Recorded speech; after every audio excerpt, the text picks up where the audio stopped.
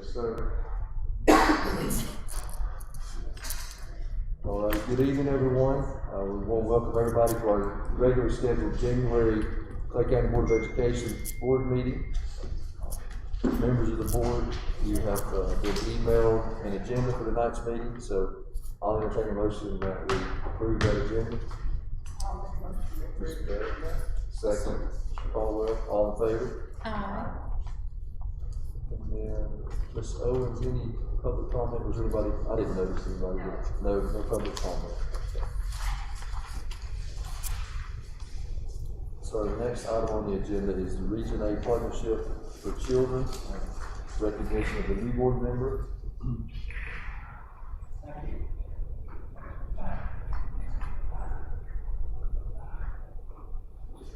Thank you, Mr. Chairman, and board members. Allowing me for just a moment to speak about the Region A Partnership for Children, abbreviated RAPC. All agencies love acronyms. The RAPC is a nonprofit organization, and its function is to administer Smart Start funding.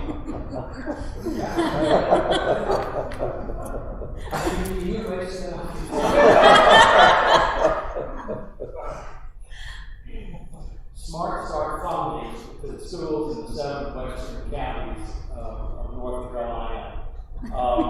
Smart Start and the pre-K programs are the main focus, so they go beyond that with some additional programs, including one called Wages, in which they have funding to supplement some of the teachers that are involved with the pre-K program, and also some child care subsidy money for children. So with that in mind, we get drilled down to the specifics. Right now, what they funnel to Clay County schools is about $279,000 in pre-K services, plus another $29,000 in wages and supplemental other programs and some other programs that they administer. So their importance is fairly significant for the schools in Western North Carolina. They are governed by a board of directors with representation from each of the 7 counties. From Cherokee County right now, Dr. Donna Rogers has a seat on the board, Tri-County Community College. And as I rotated off, it was my honor to nominate, and it was wholeheartedly accepted, as Superintendent Dale Cole to go on to the board of directors. And that's going to be a fantastic representation on behalf of Clay County and Clay County Schools. So thank you very much for your willingness to serve, and I know that you will do a lot to keep this going for Clay County Schools. Well, thank you, Mr. Vaughn. I appreciate it, and I appreciate you recommending me for the position so highly. I hope I can do half as good a job as you've done over the years. Oh, I'm sure you will do better. Thank you for this time to let me introduce this new board position. That's great. Very good. Thank you, Mary Vaughn. Next, we have some reports. We have Clay County Schools pre-K report with Ms. Lisa Boats, director of the pre-K program.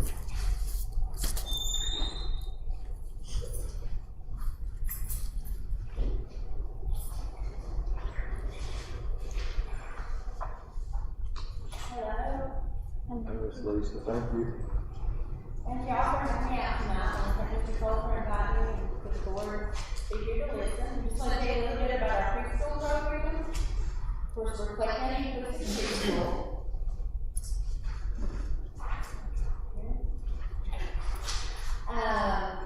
We serve the majority of 4-year-old children here in Clay County. This year we have 72 enrolled in our program. We have 4 preschool classrooms, and each of those classrooms has 18 students, which is the most we can have. So we're at our max this year. Each classroom has a teacher and an assistant in the classroom. All 4 of our teachers hold a birth through kindergarten licensure. We have a teacher assistant that has their BS degree and a birth through kindergarten licensure. A teacher assistant has their AA degree in early childhood. One of our assistants is getting ready to finish their associate degree in the fall, or in the spring in early childhood. And then one teacher assistant has the North Carolina Early Childhood Credential, which is a couple of classes that they take, and has 15 plus years of experience in the program. So we're really proud. We have some great staff in our preschool program. Those ladies work so hard. They're very dedicated to our preschool program, so I'm very fortunate to get to work with all of them. Sorry. So this is just our mission statement. We want to provide high quality care to the families in Clay County.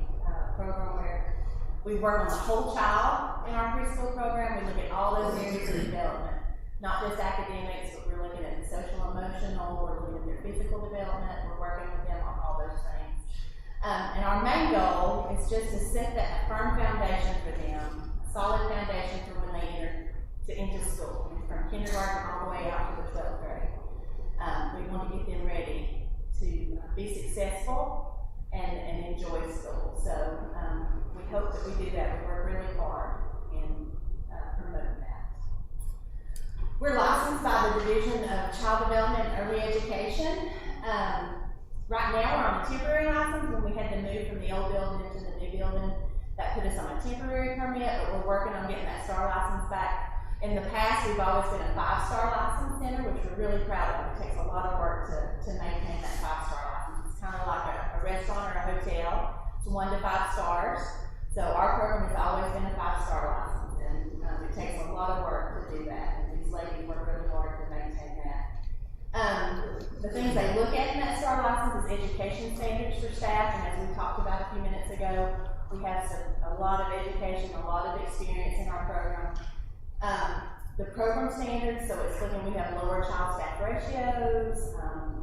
They look at things how we do on our license and assessment visits, and there's also early child environmental rating scales. Every 3 years we have to have those rating scales done in our classroom. An assessor comes and spends part of the day in our classrooms, and that tool looks at the quality of care that's being provided. It's a scale of 1 to 7. With 1 being poor, 7 being excellent, and we're always chasing that 7. But our goal is to get a 5, which is good. And the last time we had it done, which was 3 years ago, we scored a 5.78 out of 7. So something that they should really be proud of because they worked really hard for that. Our program funding, we have several different pots of money that funds our program. NC Pre-K is the biggest one, and that is the state preschool program. Title I, and our Title I funds are split up equally amongst all 4 classes. We have some exceptional children funding, so we have some students who receive services from some of our exceptional children teachers and things, so we get some funding for that. And then some local funds are used to fund our classrooms. To be eligible, the NC Pre-K, there's some eligibility requirements for that. So to be eligible, of course, the child's going to have to be 4 on or before August 31st of the upcoming school year. They have to be a resident of Clay County. Their income has to be below the requirements set by the state, and right now that's at or below 75% of the median income level. If they're over income, they still may be eligible for some of those NC Pre-K funding if they have educational needs or some risk factors, chronic illness, limited English proficiency. If they are from an eligible military family, or if they're homeless, they could still be eligible for those NC Pre-K funding.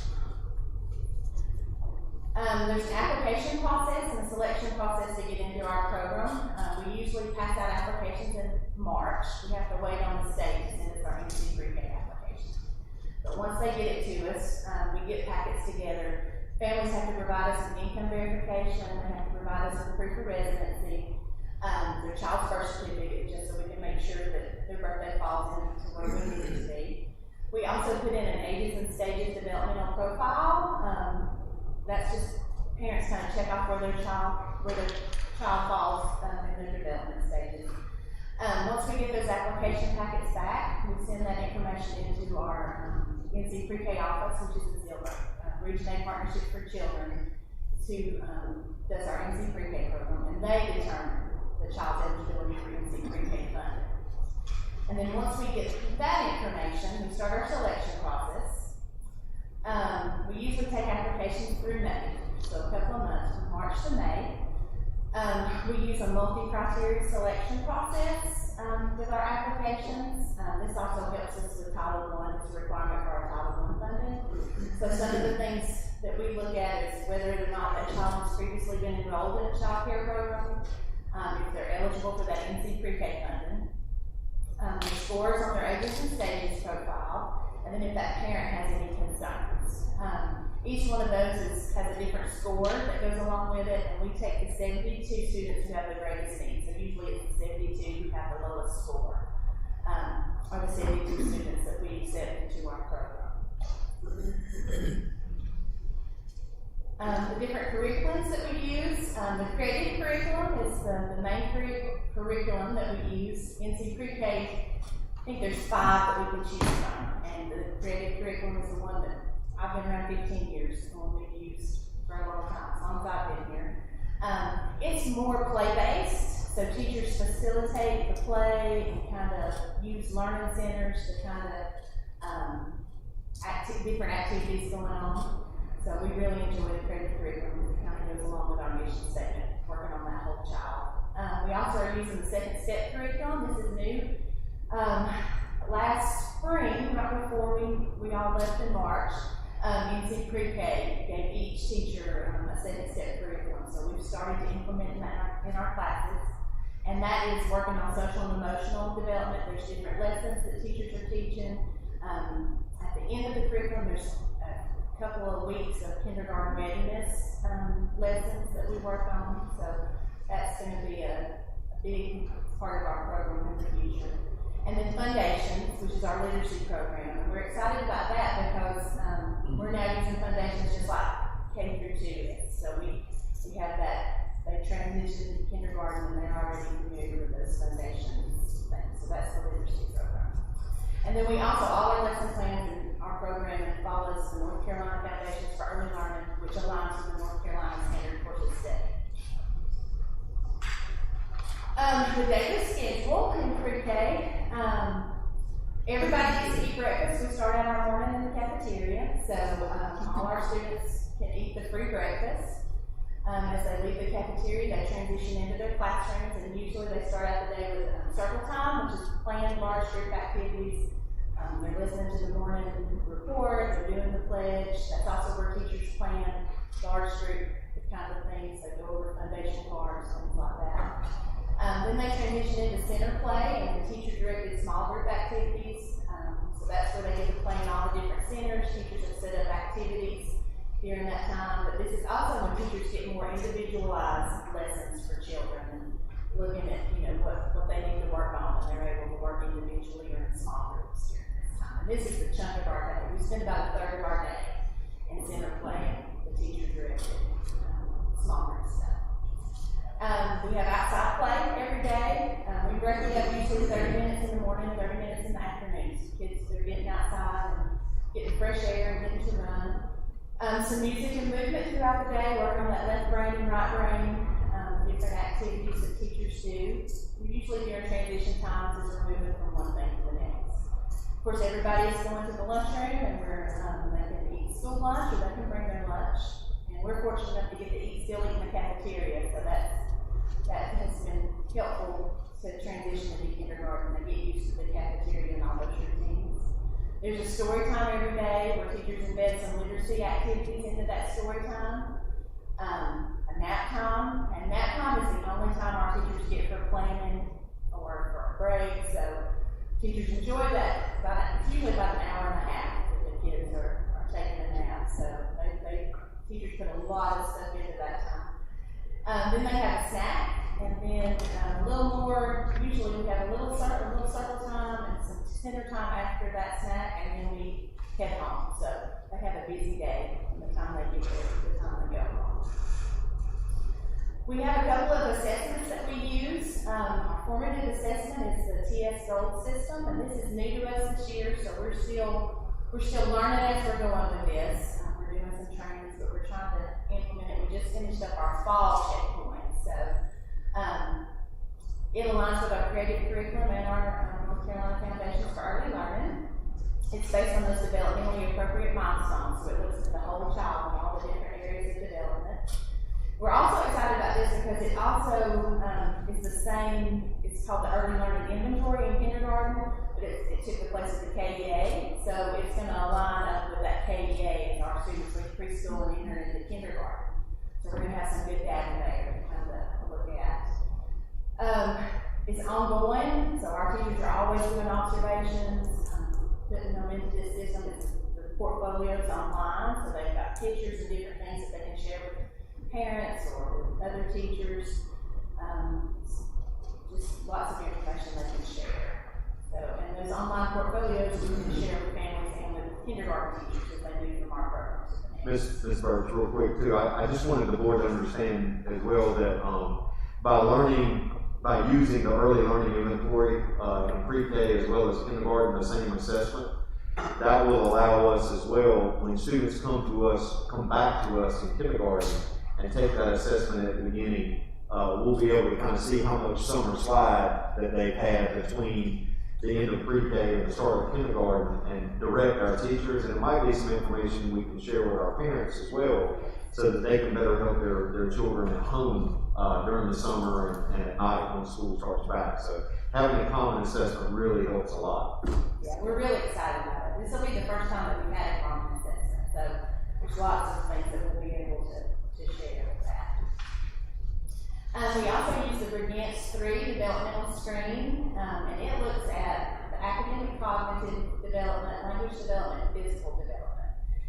We do those at least twice a year. Some students have them done 3 times a year. So if they come in and they score low in the fall, we'll rescreen them in the winter, just to kind of see how they're doing, and then we'll screen all of them again at the end of school to see where they are. And we use this for just our planning, just to see what kids need, see the areas that we need to work on a little more.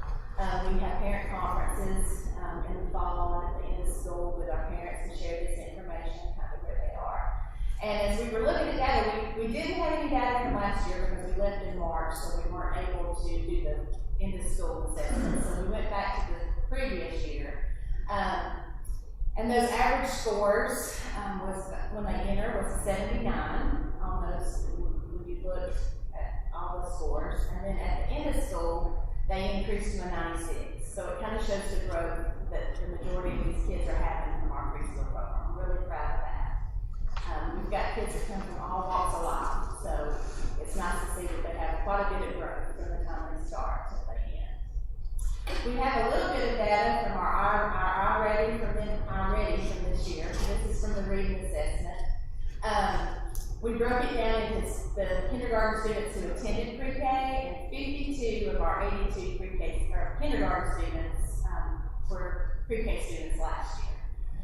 So we broke it down into the ones who attended pre-K and those who didn't.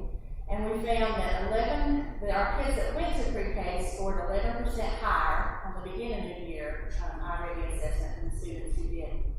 And they continue to make gains, as you can see through the mid-year things there.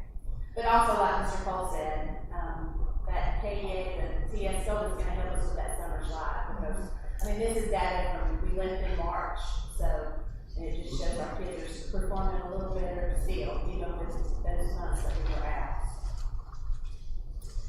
We do have some improvement goals that we're going to be working on. Now that we're all under the same roof at the primary school, we're excited about that. We're on the same hall with kindergarten. We've got lots of opportunity for some kindergarten transitions and things. One of the first things that we've got in our school improvement plan is vertical planning meetings, where our pre-K teachers are going to be able to sit down with our kindergarten teachers and have some planning together, especially at the end of the year as we do our kindergarten transition lessons. Be able to see what kindergarten teachers are needing from us and different things. So we're excited about that. Of course, kindergarten transition lessons, that second step curriculum is going to help a lot with that, as those lessons planned out for us. We're also going to be starting some early intervention to go along with CCS. So, we get these kids, it's their first experience in school, so we see a lot. We find kids that have some delays, and so we're going to be able to do some early intervention, and then if they need, more services from us, we'll be able to look into that. And then the teaching strategies goal, of course, as we start using that system and transition it into that KDA with all that data that we can share with kindergarten. So those are the things that we're going to be working on this year. Expanding our program. Right now we have 4 classrooms. We have 5 classrooms in the new primary school. And I would love to see all 5 of those classrooms full. Some of the benefits to that would be we would be able to take 18 more students, and we could serve kids who aren't able to maybe get into Head Start or aren't able to get into just a regular daycare program. We would be able to serve 18 more students in our program. Of course, increase our kindergarten readiness. We saw by the iReady data that our literacy scores are higher. Provide some expanded social emotional learning, because without that social emotional part, it's really hard to go into kindergarten and learn how to read. If you don't know how to take turns with your friends or to sit and wait your turn, it's hard to learn to read a book. And then we have had, this year we had, at the beginning of school, we had a large waiting list. By the time school started, we were able to place all of those children because we had families who had decided to do something different, or families that were on the waiting list had found other care. Right now we have 4 families and they have contacted us after school started, after we filled up. So, but we do have 4 families on the waiting list. So if we had that 5th classroom, we would have room for all those students. So that is something that I would love to see for our program. But what we would need to make that happen, of course, we would need funding.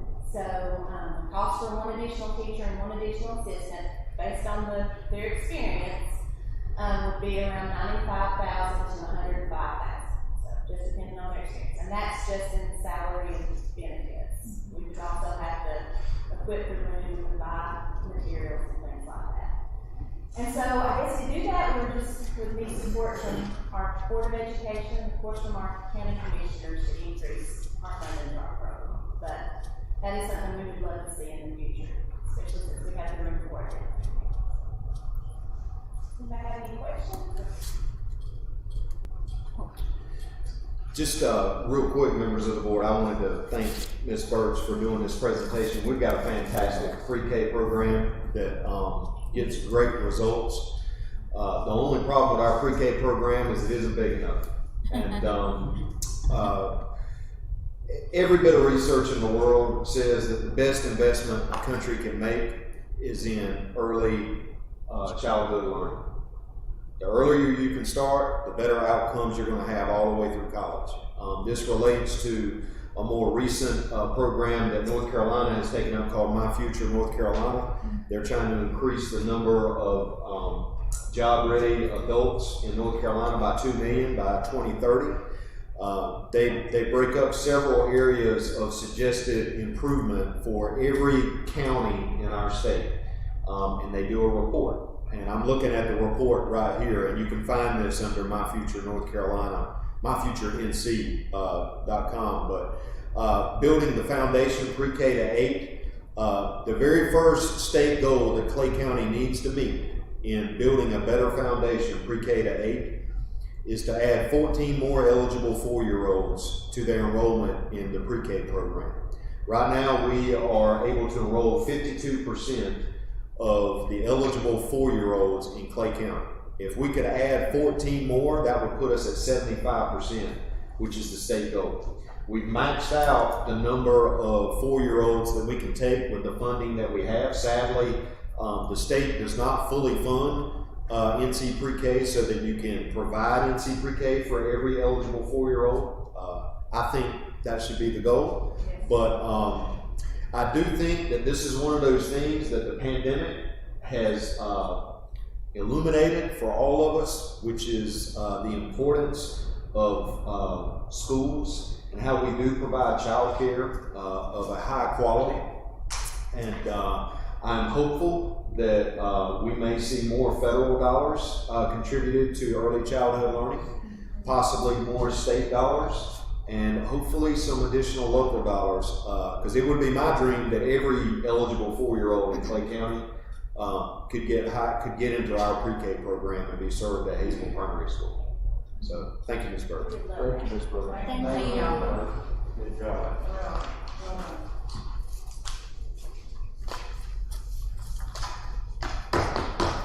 Next is Hazel Primary School, Ms.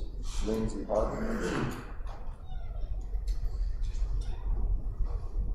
Just as a reminder, members of the board, Miss Godfrey, principal at Hazel Elementary School, she made her presentation on these numbers in December. So we've got everyone else tonight, starting with the primary school with Ms. Hodgman. So I'm just going to report on our mid-year results in comparison with our beginning of year results on our iReady diagnostic. So this just gives you some kind of general idea about how we use iReady. It's our benchmark assessment for our K2 reading and math. We give it 3 times per year. It also helps us satisfy our read to achieve requirement, which is required by North Carolina law. This gives us tracking data to see based on how many of our kids are readers. It also gives us a tool to assess and progress monitor for those students who are not making gains that they need to make. And it also, as part of the program, once they take the assessment, then they're assigned a personalized learning track, which they spend 45 minutes per week on each subject, just based on their specific need, based on their performance on the benchmark.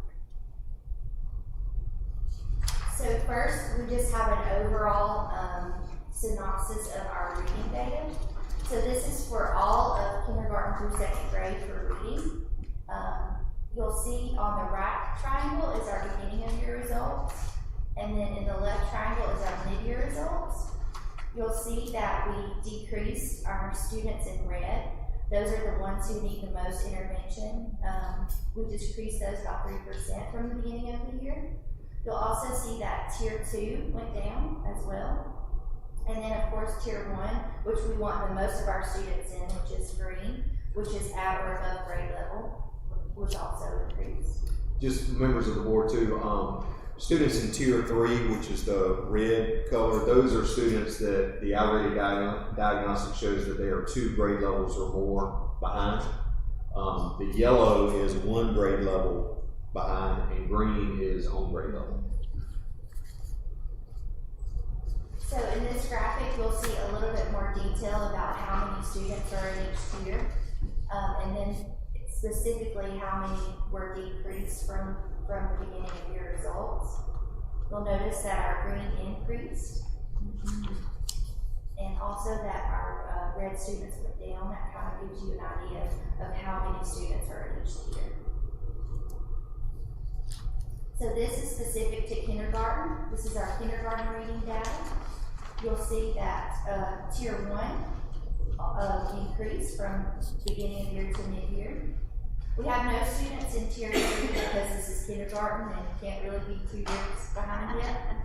So that would explain why there's no red in this graphic. And here is the 5-level placement specific to kindergarten. Next, you'll see grade 1 reading. So they went from 7% to 3% for Tier 3. And their green increased to 20%. Here is their 5-level placement, which you can see the specific student increases in each level. Next, we have grade 2 reading. So we start with the 3 level for grade 2. You can see that we have the most reds here for grade 2. We also have Tier 1, which is about 42%.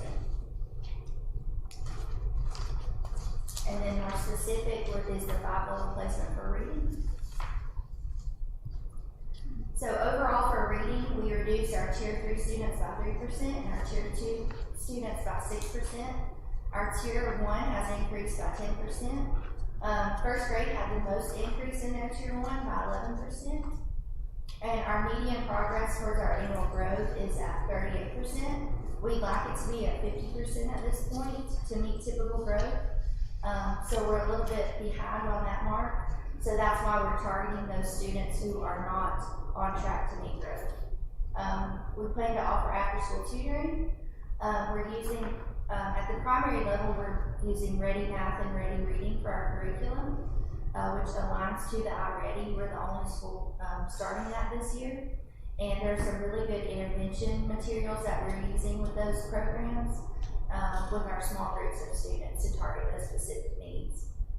Each week we're monitoring our growth checks. We have rewards for progress for our students and for classes. And we continue with our data meetings to make sure that students are making the progress they need. Just real quick, Ms. Hyden, just as a reminder to the board and the public, we're at 38% of median percent progress towards annual typical growth. We're halfway, just in layman's terms, we're halfway through the year. We would normally expect to be at 50%, not 38%. Now, not to make any excuses, but I also think we have to remember reality is that our students were fully remote for the first time last year from March on.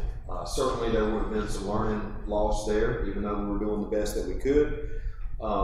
At the beginning of this year, our students were here 2 days a week. We lost some more instructional time there. We were eventually, thankfully, in K-5 able to go to 4 days a week, but that's still 1 day a week of instructional time that we're missing with our students. So I would expect that we would not be quite where we would expect to be in a normal year. And then I would also like to remind everyone that our teachers are learning and implementing a brand new reading curriculum this year. And anytime you implement a new curriculum in schools, 95% of the time the research will show you that test scores will go down the first year. There's an implementation dip while teachers learn the new tools that they have before things start to climb again. So I'm actually pretty happy with the 38%. I mean, obviously I always want to do better, but I think with the reality that we have, I'm satisfied with that.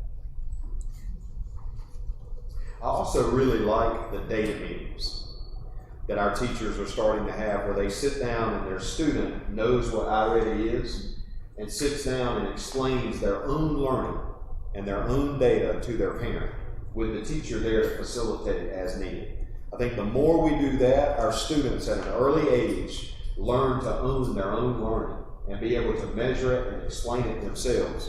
And that's how we really create lifelong learners. So I'm really excited about that at primary school.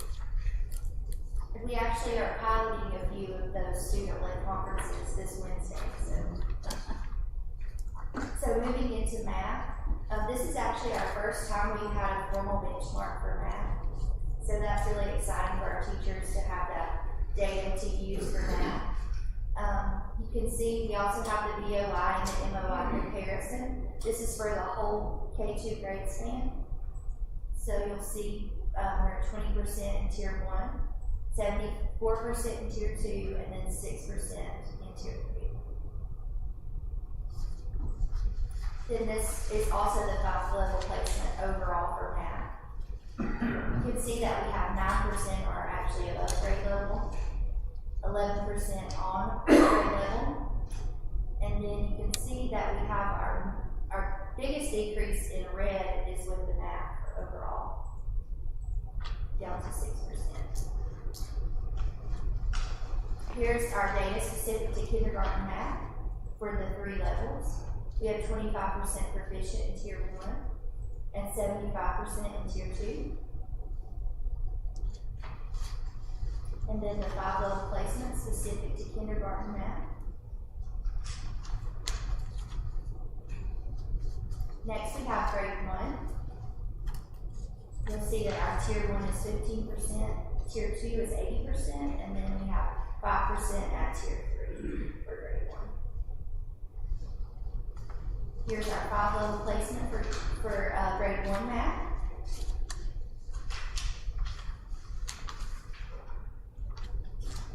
And then our 3-level placement for grade 2.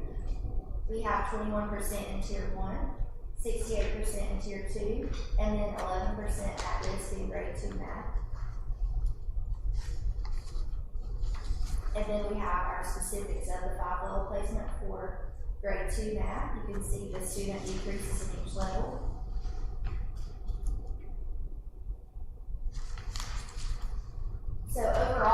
reduced our tier 3 students by 8% for math. Our tier 1 has increased by 8%. Our kindergarten had the highest increase in our tier 1 students, which was 12% to 25%. And then our median percent towards our typical growth was actually higher for math at 41%. So we're very close to 50% for the math, which is a celebration for sure. And then our next steps for math, we're going to continue offering our after-school tutoring. We also are using our ready interventions for math as well. We have those available for math. We're just starting our growth monitoring checks. So that's going to be important as we have our data meetings to check to make sure that our scale scores are improving. We also want to make sure, we monitor the personalized learning in our ready, continue our data meetings and our celebrations for successes. So, our teachers are working really hard to learn all they can about this assessment, and our students, they have just done anything we've asked of them, despite all the adversity. So I'm really thankful for our progress, and hopefully at the end of the year we'll have even more to share with y'all. Do you have any questions? That's great. And by the way, the primary school is also implementing a brand new math curriculum this year. So they're doing both. They took on quite the challenge this year, but they're doing great. Thank you, Simon. Thank you, Ms. Hunt. Next we have Ms. Heather Clemens with the middle school report.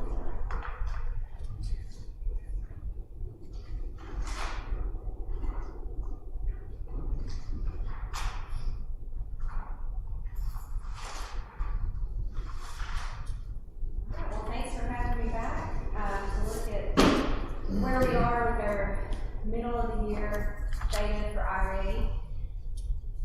I won't go back through all of this because Lindsay touched on a lot of it, just to kind of explain what the tiers mean.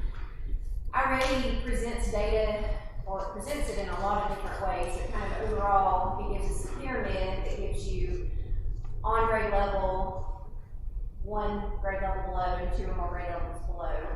But it also gives us another look at it where we can see stretch growth. So as Ms. Hodnett talked about typical growth, that's what we're looking at for each student, what we would expect to see each year to kind of stay on track with where they are.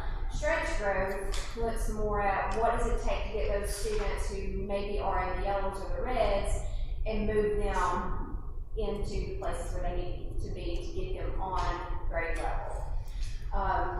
I stole a few graphs that I had already put out just to sort of show you the difference in that.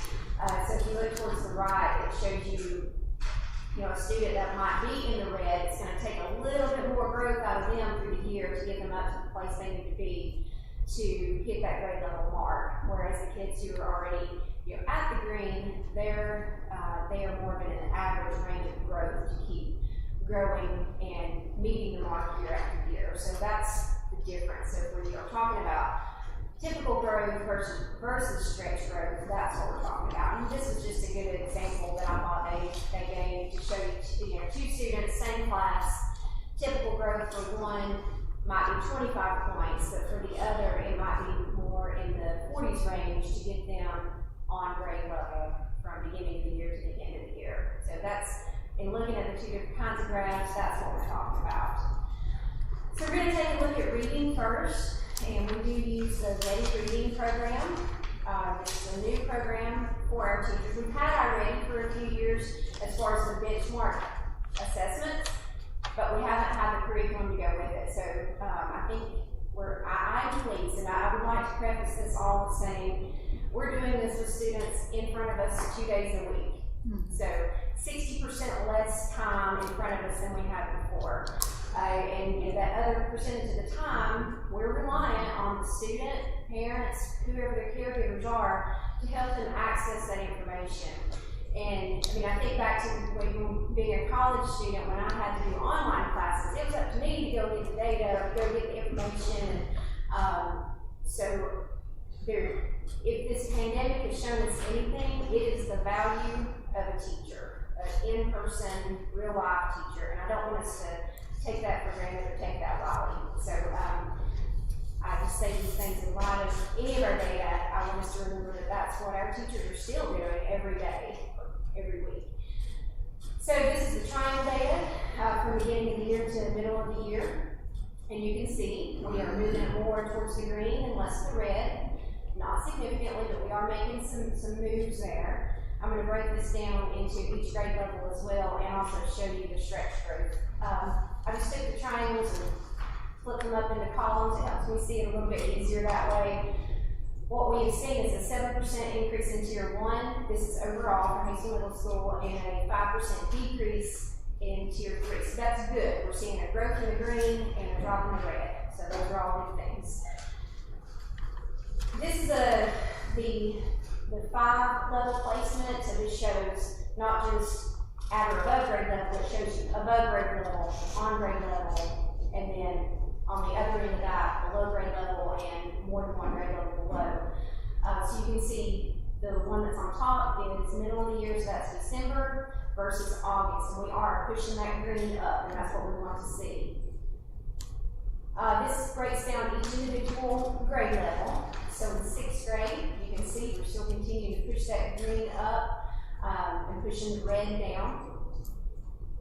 7th grade, big jump in the green here, and I'm very pleased with that. And 8th grade, holding pretty steady in both greens. So that's just looking at each grade level individual. Some highlights that I think are worth noting. In 8th grade, we have, right at 49% have met their typical growth.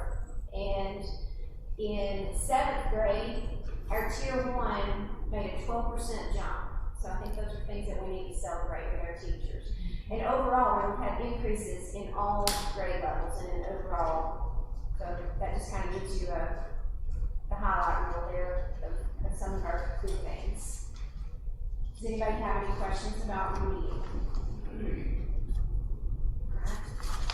All right, so we'll jump right into math. And there you can see August versus December. As you can see, a growth in our green and a slight decrease in our red. I think math is one of those things that is probably the most difficult to teach in a remote setting. I don't, any parent that's at home that's, you've seen the cartoon, they never told me when I would need this when I was going through school. Nobody ever told me I would need it to teach my own kid in a pandemic. It's very true. And I think everybody that's a parent has experienced that on some level this year. So it's, again, the value of a teacher is we just can't express that enough. Same thing, took the triangle, flipped it up into columns, and we see 7% increase in our Tier 1 and a 4% decrease in our Tier 3. And of course, that's going to create movement in that Tier 2 as well. And this is the 5-level placement. Another way to look at that, we are continuing to push that green up and pushing the red down. That's what we want to keep seeing. This breaks down each grade level. Looking at 6th grade, I think we have the most significant drop in red overall in 6th grade, just looking at pictures and graphs and looking at our numbers. 7th grade, we have a really big jump in our green, so we've got some really hard-working teachers there in 7th grade pushing those Tier 1s up. And then in 8th grade, a little bit more stagnant, but we have the lowest participation rate. We are still struggling to get our remote learners to participate, and that just continues to be an obstacle for us at the middle school, something that we are struggling with. So I don't want to blame or dismiss, but that's definitely a key factor for us. Also, on that slide, if you'll notice at the top where it says students assessed total, only 65 of the 91 8th graders actually took the assessment. So keep that in mind when you're looking at these numbers as a comparison, between beginning of year and middle of year, that you're talking about almost 30 students there that we don't really know how they're doing. So. And there you have some highlights, just an overview to look at again, as far as meeting. We have 20 to 40% that are moving their placement up, so I'm pleased with that. We know that we have some areas to work on. As far as meeting their stretch growth, and not quite as high as in reading, but I can't help but think that if we had our kids face to face more often, that would help that. And that's obviously nobody's fault, just the world that we're living in right now. But about a teacher, it's very important. Do y'all have any questions on math or anything you want me to go back through? So I listed a few challenges and opportunities. Again, we're struggling to get some of our remote learners to participate and engage. Just like in the primary school, well, it's going to look a little bit different, but we are starting to do data chats with our students. So that means when we have data, our teachers are meeting one-on-one with our students and looking at their data, having them digest it, and have them set goals for themselves for, okay, well, this is where I was at the beginning of the year, middle of the year I was here, what do I want to see on the next one? So we're having the kids involved in that and sharing that information and journaling it and keeping track of that. I think it's remarkable that our overall percentages in our BOI to MOI change are comparable to that of the 1920 school year. So that makes me excited about next year if things are normal. What can we do when we do have some more seat time with our kids? So that's where we are at Hastings Middle School. I'm pleased and proud of our teachers. I know they are working really hard, and so are their students. Well, thank you, Ms. Brown. Thank you. Next we have Mr. Jim Salt with the high school in the course position. Alright, I've got a lot of days to go through. I'll be quick. I'm just told I got my timer set for 25 minutes. Did you say 25 minutes? There's a 2 in there.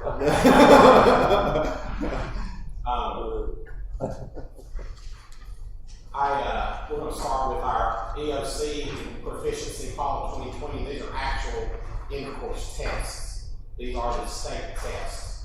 So, alright. So, biology, 10th graders. This fall we had 57 students that tested. The scores were 31 were proficient, which is a level 3, 4, or 5. 25 were not proficient, which is a level 1 or 2, and our proficiency rating is 56.14%. Now, as Mr. Cole mentioned earlier, we're not going to let data tell this story. We're going to let our story tell you the data. So, when looking at this, we dug deeper into EBOS. The teachers and I dug into EBOS. EBOS is the Educator Value Added Assessment System. And that's how growth is determined in the state of North Carolina. And that counts for 20% of our achievement grade. So, of the 25 students that were not proficient, 21 were predicted to be not proficient. So we only had 4 students out of those 57 that were predicted to be proficient that were not proficient. And 2 of those were remote. And to echo Mr. Cole's earlier words, the loss of learning, when something is rampant and widespread, we give them buzzwords or buzz phrases. There's learning loss or loss of learning right now. And as Mr. Cole mentioned, last spring, completely remote. This fall, 40%. So even taking that loss of learning into account, to have 4 students that were predicted to be proficient that were not proficient, I think shows an outstanding job by the teacher, the students, and the parents. And we also have 52 students that will test this spring semester. So next, I'd like to see it here. English 2. This fall, we had 39 students tested. 15 were proficient, 24 not proficient, for a 38.46 percentile. Of the 24 not proficient, 21 were predicted to be not proficient. So we only had 3 students that didn't reach the proficiency level that they were predicted to reach. One of those students was remote, and we have 71 students that will test in the spring semester in English 2. Just real quick, Mr. Saltz, I'm gonna interrupt, just to make sure the public and the board understand. You stated what EVOS was. It's what North Carolina uses to measure growth by students. And essentially, every state test score that every student takes from the time they're in 3rd grade all the way through in math, reading, and science, they throw all of those scores into an algorithm. And the more scores that are in there, the more accurate it becomes. So obviously with high school students, it's as accurate as it's going to be, and it's pretty accurate. And so what they can do is they can generate a report at the beginning of the year for our EOC classes that will tell us which students are projected to score proficient at the end of the semester based on their previous scores and what that data shows where they are at that point.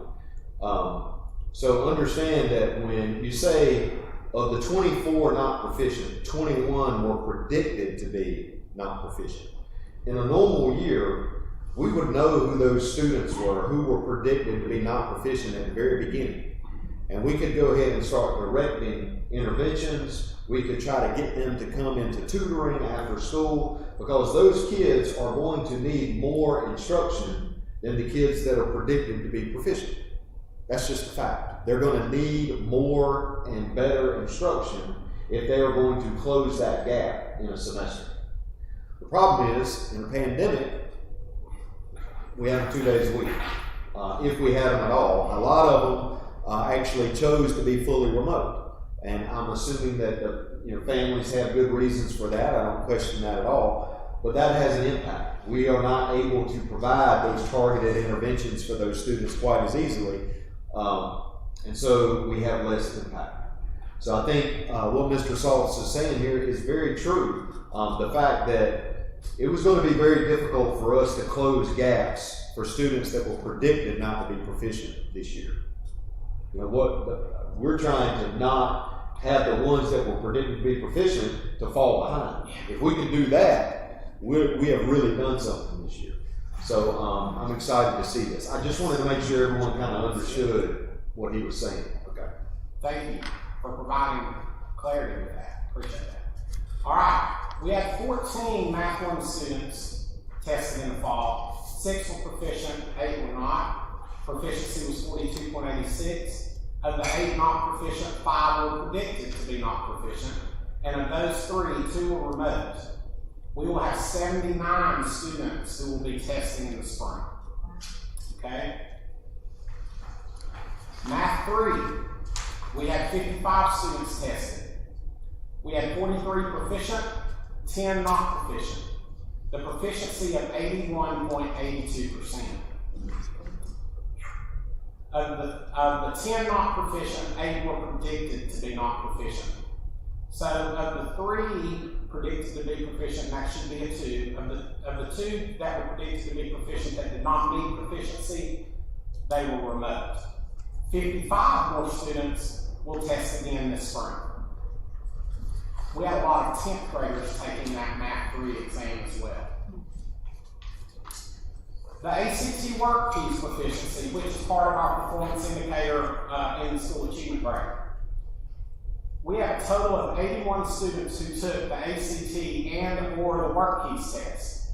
The ACT is given to all juniors, and the work piece test is given to those students who are CTE concentrators their senior year. To be proficient, the student must score 17 or higher, a 17 composite score or higher on the ACT, and or reach silver, gold, or platinum status on the work piece exam. We have, out of 81 students, we had 59 that were proficient, 20 that were not proficient, and 2 that did not have an indicator of either an ACT, which was a transfer in, or they were not a concentrator. So our proficiency level there is 74.68%, which in a 2-year period, that is a 13% increase. I'd like to give you some highlights and points of emphasis and actions. This, I'm so proud of our teachers and staff and students and families for. These students had to come on campus to test. That was a state mandate. We had 100% of our students come and test. Yay, that's great. Big time. Our English 2 honors, if you notice with that school, we did not have honors English 2 in the fall semester. So we have those students in the spring. We have begun a credit recovery program in place. We have that. We have 33 students involved in that. That is to keep students from becoming a dropout risk by, instead of having to repeat the course and lose that credit, they can work on the standards that they did not achieve in the fall semester under the guidance of a teacher, and hopefully recover that credit, which will keep them on track to graduate, which is critical. And we can look at the data from the state exams and get it by standard, and we can see a student that failed. We can see the specific skill areas that they had not mastered. And so many times with a student who is struggling in high school, if you make them retake the entire course over the whole semester, they will decide to drop out instead and just try to go find a job. Whereas if we can offer them what truly credit recovery is you don't have to take the whole course. We can set you up based on the data, and we can teach you just the skills that you didn't master. And once you show mastery of those, whether it takes a week, 3 weeks, or 6 weeks, then we can give you the credit and you can move on. And that allows, I think, for us to avoid a lot of dropouts. It contributes to us having the increase in graduation rate that we had last year. So. We have the After School Learning Center now open 5 days a week, and we have those for 2 hours per day, the 2 hours at the end of the day. We have so many teachers working extended hours, and this is 10 hours a week, an opportunity that the students can come in. They can come in Wednesdays at 2, from 2 to 4. They can come in every day from 3:15 to 5:15 and get tutoring and help. We have PACE setters and mountain mediation coordinated services, which we have 15 targeted students that we feel like are at risk of dropping out. We have these 2 groups coordinating services to work with us to try to reach these families. They have transportation. If we have students that might need to come to the after school, if they're on their caseload, then they can go by and pick them up and bring them to us. So the community and the region is really working hard to help us provide education, quality education for our students, and reach those that otherwise would not be able to be here. The early intervention team coordinated services has been rebooted. Mr. Cole announced that at the beginning of this semester, which is holds accountability to students actually coming to school to participate. And we have a mentor program in place. We have 12 teachers serving as mentors to 78 students. And I do have another slide here, and I have a handout if you would like to see that. I'm sorry I didn't get that to you earlier, but I will read. These are the guidelines of our mentoring program. We had a lot of kids in the middle of the fall semester that had a failure identity. They pictured themselves as failure. And one of the big things that you have to do, that has a major impact on students achieving, is for them to have a success identity. So I called several institutions and alternative schools, such as Mountain Education Center in Blairsville, that have had some success with creating a success identity for students. And through the help of those leaders in those schools, we developed at Hayesville High School a mentoring program checklist. These teachers are holding to this. We have forms that they have to fill out to be accountable, and Gear Up is sponsoring that for us. So we have seen some great results. I'll have some more data, I hope, for you in February on that. But very critical. And these teachers, we've already made some modifications. These teachers that are mentoring these kids are not their classroom teachers. Kids feel more comfortable maybe having an advocate or someone they can talk to that they know they don't have to go into their classroom. So, there's that. Any questions? Mr. Cole, you want me to briefly go over the CTE? I don't think so. We'll save that for February. Yes, sir. So no questions? Hey, I am so proud of our school, of our entire school community, and I'm really proud of Hayesville High School for, who would have thought that we would have achieved meeting or exceeding growth of so many kids in these times? That speaks volumes. Thank you. Mr. Saul, appreciate your time. Yes. I just think they all need a round of applause. I do.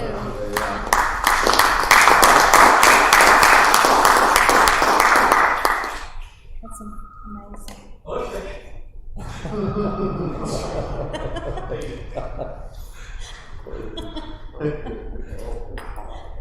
The old elementary building. Yeah. So, Yeah, that's me, isn't it? it is. The ninth item on the agenda under reports is just a progress update for the board on the old elementary school building. I want to give a lot of credit to our maintenance team, our maintenance supervisor, Ms. Jackie Allison, our maintenance team, and our custodians have done a tremendous amount of work over the past month in moving folks around. The dominoes started with the primary school opening and moving our teachers into the primary school, which freed up spaces in the other buildings that allowed us to move teachers out of the old elementary building and into their new locations. Many of these classrooms had not been painted in quite a while, and some needed new blinds, they needed just an overall cleaning. You know how things look when you move everything out and what's left. That's the time to get some serious cleaning done and spiffing everything up. I would have loved to have had the money to buy new floors and everything to set them up, but we couldn't go that far. But we were able to refurbish 16 classrooms, and by refurbishing, a deep cleaning of everything, replacing blinds as needed, but cleaning most of them, new light lenses, new lights, cleaning the air filters, replacing ceiling tiles in almost all of the classrooms at the elementary school with new ceiling tiles, and then giving everything a fresh coat of paint. They look great. The teachers were very happy to see that before they were moved in. I just think it made a big difference in the morale of everyone to be able to move into a fresh, clean, new classroom with a fresh paint job. So I really want to thank everyone for that. We were also able to make some modifications and cleaning to one of our trailers at the elementary school, and we've turned that into our nursing center. So that's where Miss Joanna Atkinson, and that's where she works. That's her main office, whereas Jamie is at the primary school. All of our staff will be relocated by the end of January. We're almost there. I think we're down to the Discovery program is moving this week. And we have one other teacher that needs to move. Our day treatment partnership with Appalachian that works with our at-risk students in the middle school, they have been stationed in the trailers out front here. And they've been happy to have those trailers. But those are the oldest trailers we have on this campus out of the 6, and they're in the worst shape. We felt like that program, we had a couple of classrooms side by side in the middle schools that came available. We felt like those students needed to be in the middle school. They didn't really need to be separated from everyone. And so we have moved them into our middle school, which is going to make these 2 trailers unnecessary. And they're in such bad shape to begin with, probably after an assessment, I'm going to recommend that we put those up for auction this spring to see if we can sell them. And then if we can't, then we'll use other methods to move them along. Our next step, we've been taking all of the old furniture, cabinets, anything that we no longer need as we've made these moves, and we've separated those items out and we put them in the old elementary building. So in one classroom, we have all of our chairs that we no longer need. In another classroom, we have all of our tables that we no longer need. And then, of course, the cabinets that are on the wall. Basically, we're gonna hold another auction this spring like we did last year, and people are going to be allowed to come in and bid. We're going to sell everything that we can sell, and then the rest of it will probably be demoed with the building. We were able to sell the bleachers that we were no longer using, that are being stored down at the recreation football field. The county requested that when we sell those at auction, that we provide that money to them to help offset the cost for the new bleachers at the new ballparks. So we were able to do that. So if we have our public auction, we're hoping in the month of February. That goes into then the next step would be an asbestos abatement for the old elementary to get rid of that before we can demo the building as required by law. We already have quotes, 3 quotes to have that done. We should be able to get that done somewhere between March and May. And then that will go into the next step, which is the actual demolition of the building. It looks like that will take less than a month, which is great news because that means that we can do it during the summer. And we don't have to mess with the transportation plan and how the buses are routed around the campus, because I did not want to change anything to do with that if I could. Really happy with the way things are going with transportation right now. So somewhere between June and July, we hope to demo the building, and of course that would be a county responsibility. And we have received 1 estimate so far on that. We hope to we're going to be posting an RFP in the newspaper. It might already be in the newspaper this week, but we're going to post it for a couple of weeks, hopefully to get some local businesses to give us some estimates on demoing that old building and clearing it off as well. The idea is the building will be completely gone. It'll be smoothed out. We'll plant some grass out there, or we will gravel it to have some additional parking. So that's where we are on the old elementary building. Thank you. Thank you. Should that up there, Mr. Cole. Thank you. Next is the action portion of the agenda. And, so our first item that we need to take action on tonight is the election of the board chair. Our policy states that in January we will have the election of the chair and vice chair. So I will entertain a motion to elect the chair. Mr. Chairman, if I may, board members, I would like to nominate Dr. Shook to continue to serve as our chairman of Clay County School Board. So we have a motion for Mr. Colorado, second by Dan. All in favor? Thank you. And now a motion to elect the vice chair.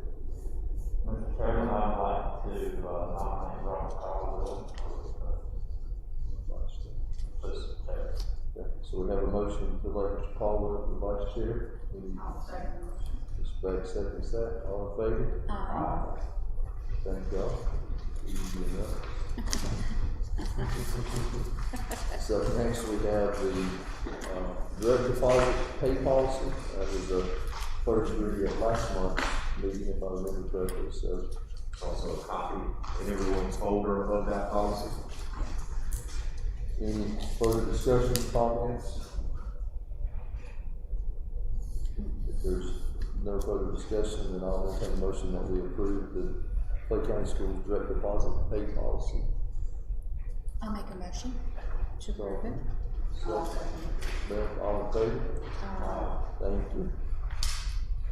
And next, we have the approval of yellow school buses for the meal delivery until February 8th. And Mr. Cole will talk a little bit more about this. Yes, members of the board, regretfully, I spoke with each of you this afternoon once I saw that it was going to be necessary for us to move to full remote in Clay County Schools for 2 weeks beginning tomorrow. So we immediately started looking at how we could best meet the needs of our students during this 2 week. I guess it's not really a shutdown, but it is a shutdown of face-to-face instruction. So our students will not be coming on campus where they receive breakfast and lunch, one particular area. We did find out that we can still use our yellow buses to deliver meals. I'm going to be working with our transportation director, Mr. Jimmy Moore, and Ms. Jenny Bethel, our child nutrition director, tomorrow, along with the principals, to see if logistically we can make it happen over these 2 weeks. If possible, I would like to. But if we're going to use the yellow buses to deliver meals, I have to have board approval to do that. So that is the purpose of adding this to the agenda tonight. So, heard Mr. Cole's discussion of the yellow buses for meal delivery during this 2 week shutdown of face-to-face instruction. Any comments, questions, discussion? If not, I'll entertain a motion that we approve this. I'll second it. Ms. Crawford, all in favor? Thank you all. Next is the approval of the consent agenda. Tonight's consent agenda consists of minutes from the December regular meeting, and then there's a list of policies that are there for first read. Yes, these are for first read. Your December board minutes are actually in the online folder for your review. You can access them there. You can also access the policy updates in the policy update folder as well. No action is needed. Obviously, I got our list of updates from the State School Boards Association last month. So we've got about 35 or 40 of them that we're going to work through this spring, and this is the first set. All of these policies mainly have a COVID component to them. So you'll see as you read through them, the policy change is in red. Most of it is temporary, just policy changes that have been added to the policy, but certainly if you have any questions this month, please just ask. So we need to approve just the board, December board minutes, right? It's just approval of the consent agenda as a whole. So I'll entertain a motion that we approve the consent agenda. I'll make a motion. Second. I'll second it. Ms. Crawford, all in favor? Thank you. And next, entertain a motion that we go into closed session for personnel negotiations. Motion to go into closed session. Mr. Jones, second. Follow up second, all in favor? Thank you. Thank you, everyone.